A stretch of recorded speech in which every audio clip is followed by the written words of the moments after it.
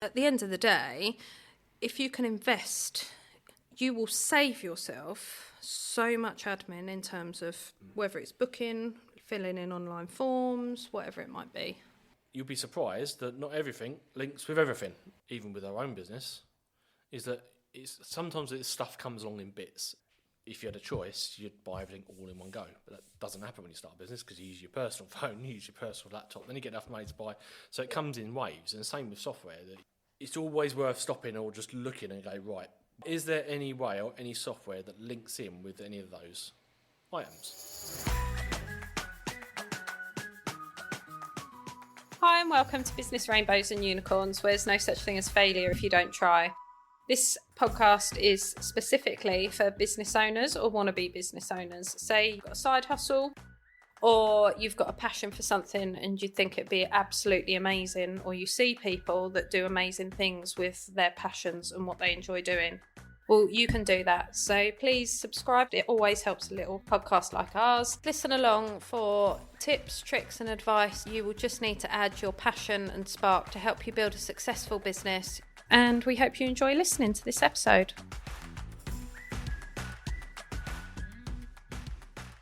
Hi and welcome to Breakout, Business Rainbows and Unicorns, where there's no such thing as failure if you don't try. Now, we've got our resident nerd back on the podcast today, and we're talking all about how to make your tech more productive for you. Hello. Pardon? Hello.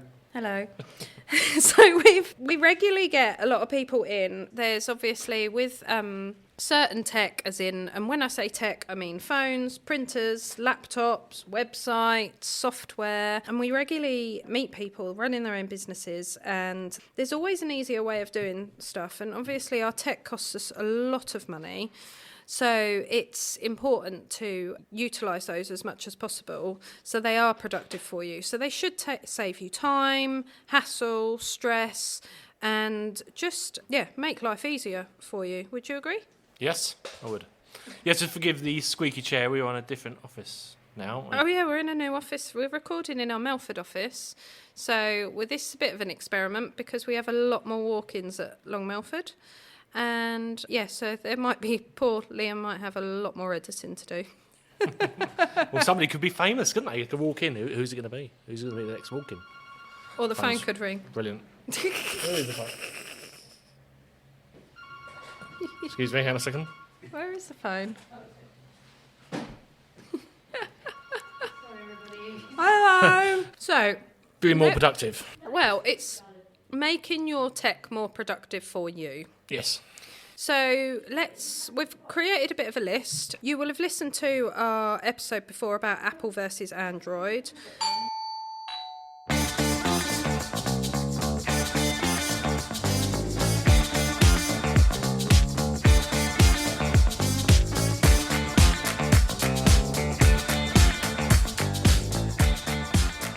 So, as we were saying, in terms of you will have missed, because obviously Liam edits out our 45-minute breaks for phone calls and visitors to Long Melford office. So, common questions about making your tech more productive. So, I've made a bit of a list. The first one being, as I was talking about, is Apple versus Android. So, go back to listen to that podcast. Yes, we are Apple fans. Do you want to do a quick overview as to why we're Apple fans, but also how Apple makes you more productive in terms of linking your products? So for what I've got, I take pictures on my phone, they're already on my laptop, etc. Yeah, I think the common question that people come in with is that they want to do social media, they obviously do it on their laptops, they do it on their phones and stuff like that. But when you are looking at your products, you've got to make sure that when you do choose those products, that they will talk to each other easily enough. Now, Apple is a general rule. I say the machines, we've done this podcast before, links in the description. Whereas it's just a lot simpler to link. It's done out of the box. As long as you're all signed in the same account. So I take a picture on my phone, it's on my Mac already, it's on my iPad already. I get a phone call coming in, I can answer it on my iPad, I can answer it on my phone, I can answer it on my Mac. And if I save a file, I can access that anywhere. When you go outside of that to sort of Windows machine and you've got an Android phone or an iPhone, how do you link those two together? And it becomes quite a clunky process because Windows doesn't make its own phones anymore. There's a reason for that. 'Cause they tried and it didn't work very well. It didn't end well for them. So Windows phones no longer exist. So the only really option you've got is an Android phone. So you've got people staring from the window at me. So you've got the Android phone or the iPhone to try and link that with Windows. You can use some iCloud software that installs on a Windows machine. Again, it's a bit clunky. It's not quite seamless as the experience you get if you've got it all Apple. And again, that experience with the Android. So Android is Google. Google makes software. So you can have to set your phone to upload your photos to Google Photos. Use your Google account to then bring it all in together. That's probably the best way of doing it, but it requiring a bit of knowledge and a bit of setting up to do. So you can seamlessly have your photos on your Windows machine using Google Photos and the Google Cloud platform, which ties it in together nicely. So it's possible. It is possible. It's just one way is easier than the other. Yes, yeah. Apple is more expensive. However, I mean, you can buy a Samsung phone now for about £1,000, so it's not that much difference. But yes, your Apple laptops are more expensive, but you get twice as much use out of it, and it's less maintenance, less servicing. So it does pay for itself in the end. So yeah, there's pros and cons, but yeah, it's just important that if you do want that functionality of having your files seamlessly across your phone and your device, Apple's an easier way of doing it. You can do it with Windows. It just takes a little bit of knowledge, and it might be something you want to come and see me about, and maybe we can work out an idea of doing that with a Windows machine. And it's always good to do, isn't it? Like before you set up your business, because then you start as you mean to go on. Yeah. It's that thing of where do you want to be, where do you want to get to?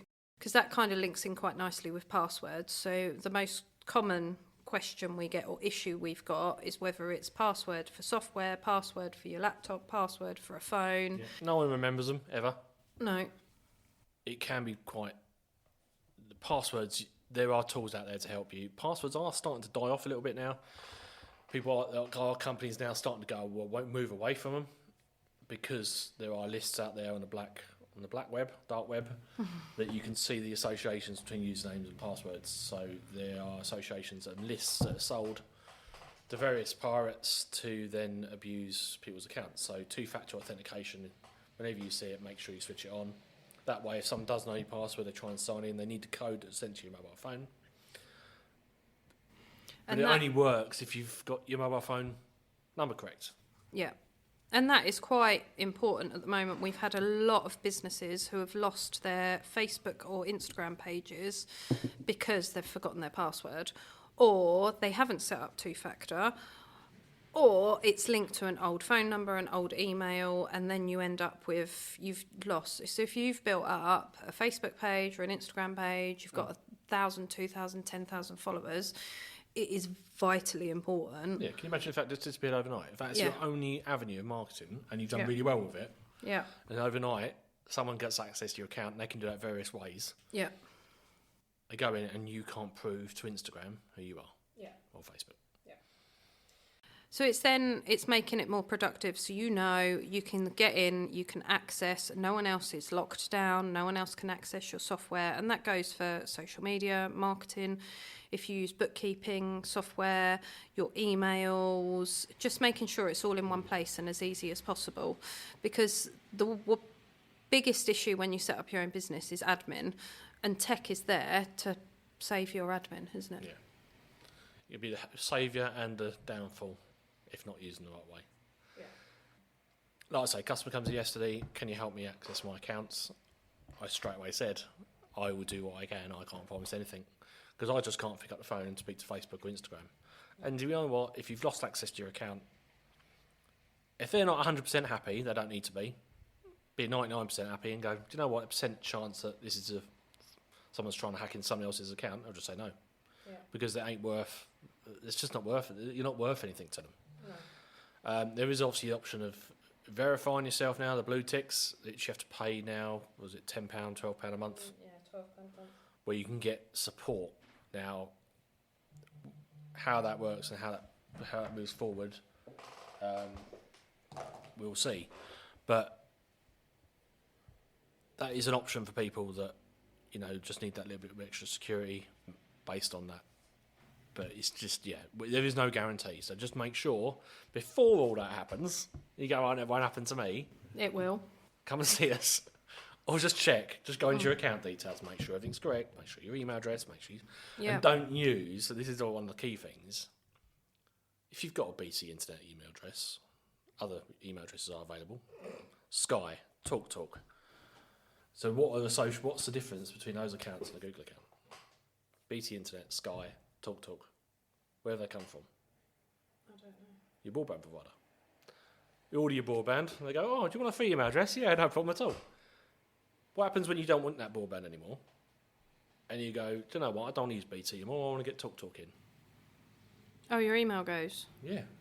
Oh. So are they actually going to keep that email address live?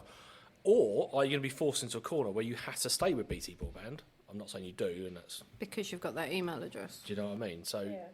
Yeah, because the hassle of changing your email and logins for everything is just... Ugh. Yeah, so you want to use Google, Yahoo, Hotmail. So all of those are the ones where you'll just You're always... not generic, it's a generic access. provider. Yeah, and they're free. And I have had the conversation before from people to say, what if Google go bust? I think the whole world would stop. Yeah, what's the what's the corporation now? Is it on Batman? Is it Batman or Spider-Man? Don't know. There's a corporation where they globally control the whole company. I'm not the demographic for either of those, so I have no idea what you're talking about. Liam will know. So tech being productive for you. The other thing is, while we have mentioned social media, is obviously now we're along the lines of you deal with Meta, not Facebook. So it's Meta's the company that own WhatsApp, Facebook, Instagram. So about linking that, a lot of people still don't know about Meta Business Suite, which was Facebook for Business, whatever it was called. 18 months ago, I'd have said don't touch it, but they've done so many updates. However, with the updates, again, depending when the pages were set up, depends on the settings for the pages. So again, it's worth checking. So for as an example, I set up a client's Facebook and Instagram pages. Since then, this was quite a few years ago, they took it in-house. That's how we work. We help as much as we can, or as they want us to. So they took it in-house to do their own.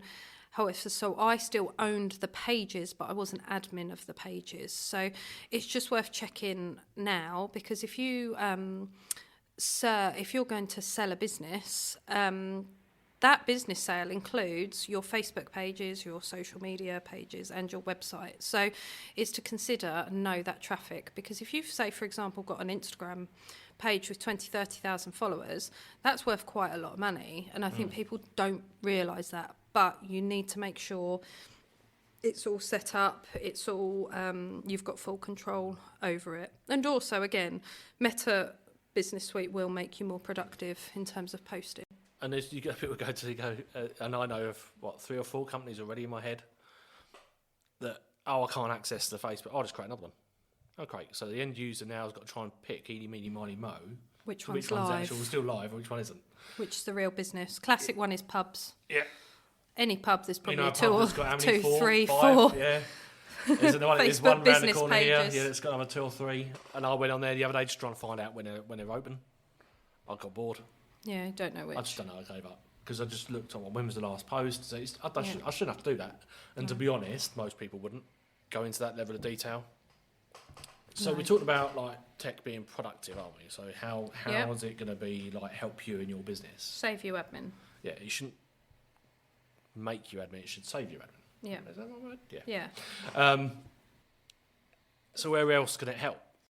So the other thing is, which we were talking to a client about yesterday, was about why set up a website. Now, obviously, if you use marketing, social media marketing, and do it in-house, technically it's free. It's your time. You can put a value on your time, but it's free marketing. However, I was talking to a client and we were discussing the value of a website because of booking through a website and booking appointments. So she was in the service industry. She does 45 minutes to an hour long appointments. At the moment, it's a message on her Facebook page. When are you free? What day? God, I'm not free. Yeah. I'm not this. I'm not that. So she was setting up a website to put on a booking system. So straight away, you go on the booking system. oh, she's free Wednesday at 1 p.m. Brilliant, book, pay, done. Yeah. So that's the what's the word? Money Investment. time saver, yeah. Yeah, investment in a website of what you want to do, because at the end of the day, if you can invest in a website, you will save yourself so much admin in terms of whether it's booking, filling in online forms, whatever it might be. Yeah, so we've got a customer that does open water swimming. So she has a lake. She doesn't only open certain times throughout the year. It was started off all being paper-based. There was a free solution with Square, which we tried. Got to a point where admin was just going out of her mind. She couldn't move appointments, she couldn't move bookings. So again, we've established that actually she can now sit there and have to not do anything. The money's taken, the booking's done. Signed a waiver. Signed a waiver, so the legal side of it's done. Yeah. So all the forms are completed. And as and when people turn up, they can say, she can look and go, right, have you signed your waiver? No. Well, you can't swim unless you sign your waiver. Click the button, they sign it, and away they go. Yeah. So is there part of your business that is paper heavy? Are you having to send out a form to be filled in that could be electronic? And again, it's like you said, isn't it? I want to see Farley today. Right, when's Farley available? God knows. But if I could go online and look at, something that syncs with her calendar, so when she puts an appointment in, it's not shown to everybody, but it shows her that she's busy. Yeah. But I know she's got a space at 12 o'clock. I can click a link and go, I can put that in for now. Yeah. There are systems out there that can help you do that. Again, it stops that two-way when you fret, because honestly, it's a nightmare, isn't it? Especially when you are limited in your time, to try and find a slot that you can both work with. Yeah. So just consider, and if you want us to, even if you're not sure, and you go, oh, actually, this doesn't really make sense to me, I don't really need tech, we can come out and review. We can come and see you and how you work, and actually go, right, have you thought about this? Because you only know what you know, and if you don't know, you don't know. Yeah. And there might be something out there that could really help you and your save business. your time. Yeah. Because this comes down to what we're all about. If we can save you time and admin, so you're spending all your time is focused on your core business and what makes you money, then it's a bonus. The only thing we haven't spoke about is bookkeeping and account software. So again, to go paperless and online, obviously we've been through the Making Tax Digital for VAT. It's now coming for self-assessments. If you struggle to get to sleep at night, Google HMRC Making Tax Digital for self-assessment. It is coming in 2-3 years, depending on your turnover. Yeah. However, you will need some kind of bookkeeping software. Yeah. And there is a lot of different softwares out there.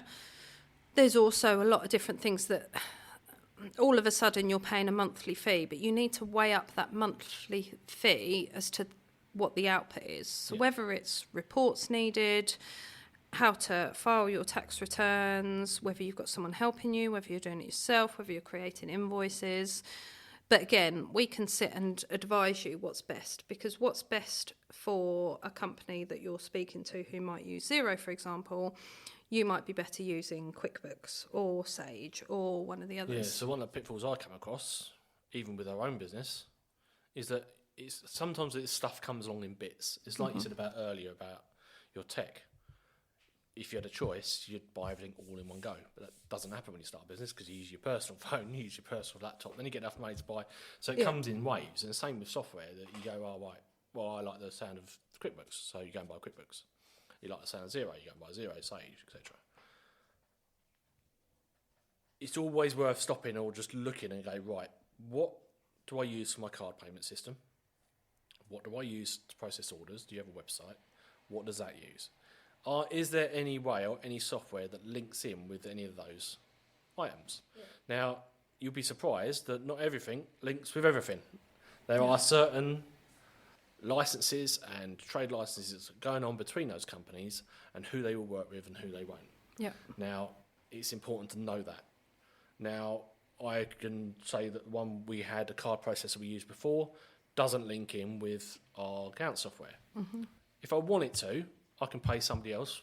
I think it was literally a ridiculous amount of money, but it was about 200 quid a month to sync transactions over from our card issuer, our card payment system, through this third party, which I'm paying 200 odd quid for a month, to pass that over to QuickBooks. I'm like, this should be, I can't, it's a big job to do manually. Yeah. To do it automatically cost me a fortune. However, if I change card provider with the one that our account software works with, done. Yeah. And it Saves doesn't cost me a penny. £200 Exactly. a month. So it's really important to always have a look. If you're not sure, and it is complicated, I get that, come and see us again. We'll just go through and go, right, what are you using for your accounts? What do you use for card payment system? Are there any benefits of changing that card provider? Because that's generally the easiest thing to change, and it is to change your account software. And just work, actually. So, again, websites. So, as a customer, we use WooCommerce for the shop. That links in with the account software, says I'm placed an order, it passes over to QuickBooks, the payment comes in via the card issuer, that matches, and it goes forward. And literally there's no more admin to do other than that. No. And it saves you money on your bookkeeping and your accountant. So if you can, your account software, as long as, and it's the same thing, put good information in, you get good information out. So as long as you're putting good information in, you're getting your sales right, you're raising your invoices, they're automatic, you're marking them when paid, and the same with your expenses. Your expenses are going in or somehow, and it's reconciling with your bank, which is what the software will do. The accountant pretty much will just check a good accountant will pretty much check a couple of boxes, run your trial balance, run your profit and loss, and then go through with you. There'll always be questions. If there's not questions, I'd be worried. So if they are, they'd ask a few questions, and then it's a tidy up process. It's not days and days of pulling all of the information together. Because labour is expensive. Labour is the most expensive thing in a business. Yeah. It's expensive to pay for. It's expensive to do in your own business, as well as paying an accountant, God knows what, to spend hours. You don't want that. They don't want to do that. They haven't got time for it. Yeah. It's just say there's stuff out there nowadays we don't need to be on paper. We're also saving the planet. So you go completely paperless. Yeah. There's some amazing software out there now that I've seen that, like, you can literally scan an invoice. It literally picks up the fact that who it is. It allocates it to the account, allocates the VAT, allocates the price. Literally with a click of a button. I'll take a picture. It's done. I don't even have to do anything. So yeah, amazing. So really impressive. But I say that if you don't know what's out there, we can certainly help. And if you don't know, you don't know. And I think that's the biggest thing, and what we're there for, isn't it? That we've tried all this software, we work on this software, we will use different products, we get customers in and clients in all the time on using different software, different tech, different hardware. So yeah, come in and see us, and there's no such thing as a stupid question, because if you don't know, you don't know. No. But we do. So yeah. Awesome. Cool. Well, thanks for listening. As I say, especially if you love Android, go back and listen to the Apple versus Android. That will cheer you up as well. And our other IT podcasts. But yeah, thanks for listening. And always, as always, it helps. Write us a review, subscribe, and we will see you next time. Awesome. Thanks a lot.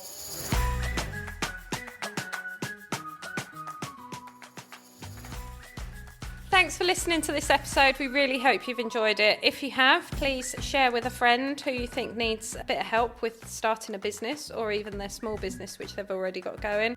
Please like and subscribe to our podcast, which always helps a small business or small podcast like us. And check the show notes. We all have everything in there relating to the episode which you might need, might want to read, and links to anyone we've interviewed and certain subjects we've spoken about. And thanks for listening.